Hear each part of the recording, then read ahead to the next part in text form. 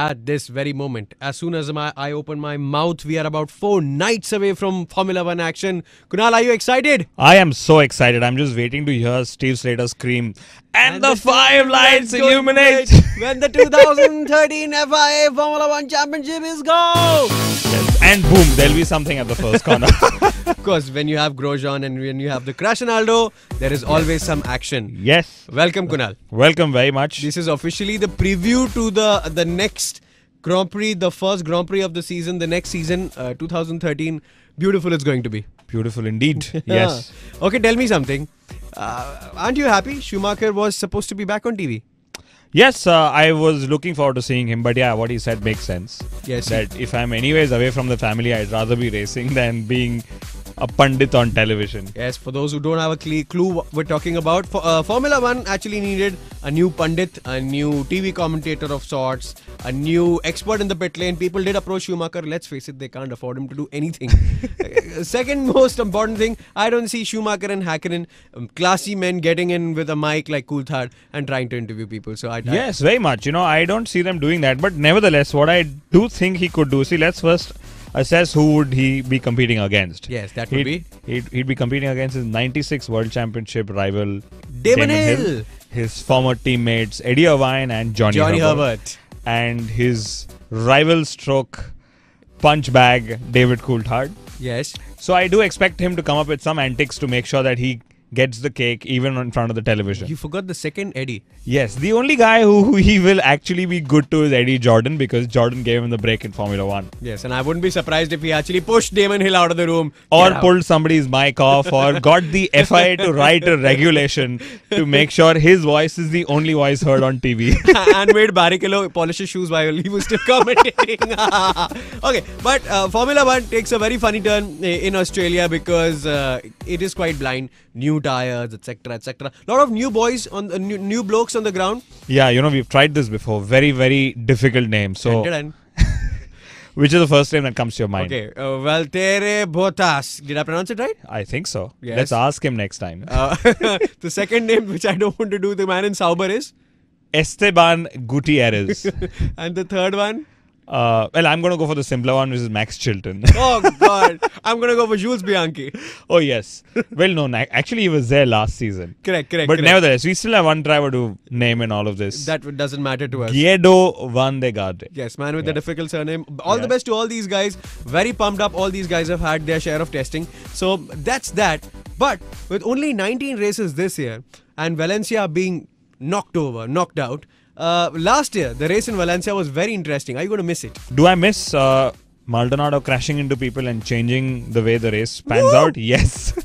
But I don't know if I'll miss Valencia. The race last year was good, but the years before that was boredom completely. Extremely boring.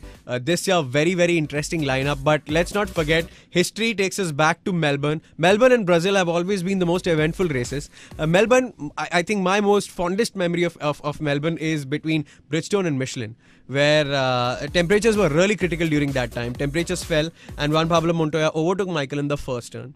Then within 5 laps, the temperature rose and Bridgestone started gripping, and Michael overtook him in the same fashion, in the same way, the same manner, at the same turn. So this is Ferrari versus Williams about 5-6 years back. Back in the day. My fondest memory was the other Schumacher, who took flight from Barrichello's car. I think that was also Williams. Yes. And aimed straight for the first corner grandstand. Okay. That looked scary, but thankfully nobody got injured except for an unfortunate incident where the marshal lost his life. Then let's think of the other things. What is the other Michael Schumacher moment? Pushing out Damon Hill to win the championship. But that wasn't in Melbourne. Yeah, that was in Adelaide. Yes. Right. Let's not forget one more very, very happy memory for us, which is still a big secret in Formula 1 as to why one McLaren driver would let the other pass. This is between David Coulthard and Mika Häkkinen, and the story goes? The story goes that the driver who crosses the first corner first, or something like that, or ends up winning the first race, becomes the de facto number 1 in the team. So that was an unspoken thing, and that's why we saw what we saw. But sticking to McLaren, I do remember this very distinct memory of Häkkinen leading the race by a mile, riding a curb really high and cracking his front suspension. and handing the race victory to, I think, a Michael Schumacher, who was probably limping as well. This was early 2000s, if my memory is still If it's bad. early 2000s, there were only two people who ever went racing. That was Michael Schumacher and Hakkinen. So there can't be a name three. Yes. Let's not forget this year in Melbourne, again, one of those races where there's going to be 2 DRS zones. I think so. Yes. 22 drivers going to go racing. What's your prediction for the podium? My prediction for the podium is... Oh God, this is so difficult. I want names. I don't want team names. I want driver names. Okay, I think the win can go to Sebastian Vettel. Okay. I think one of the Lotus and one of the Ferraris is going to be on the podium. I can't take names, of course, in a Ferrari. I need names, Rishi. Oh, come on. Okay, so here's the podium. Vettel, Raikkonen, Alonso is my podium. Okay. I was going to say Alonso, Raikkonen, Vettel. So we have the 3 names, but in different orders. Yes. Let's see what our listeners have to say. They can leave it in the comment section below. But it's going to be a really exciting race. It's going to be an exciting race. There's going to be a new set of drivers.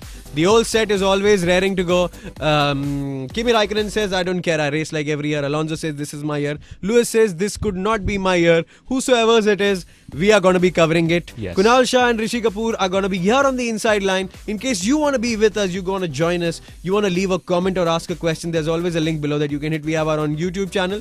We have our own Twitter handles. Our Twitter handles are Kunal A. Shah, which is KUNALASHAH. and RJ Rishi Kapoor, that's RJ RISHI KAPOOR. Follow us, we'll follow you back and have a great time. We'll give some exercise to our thumbs. Yes. That's on the phone.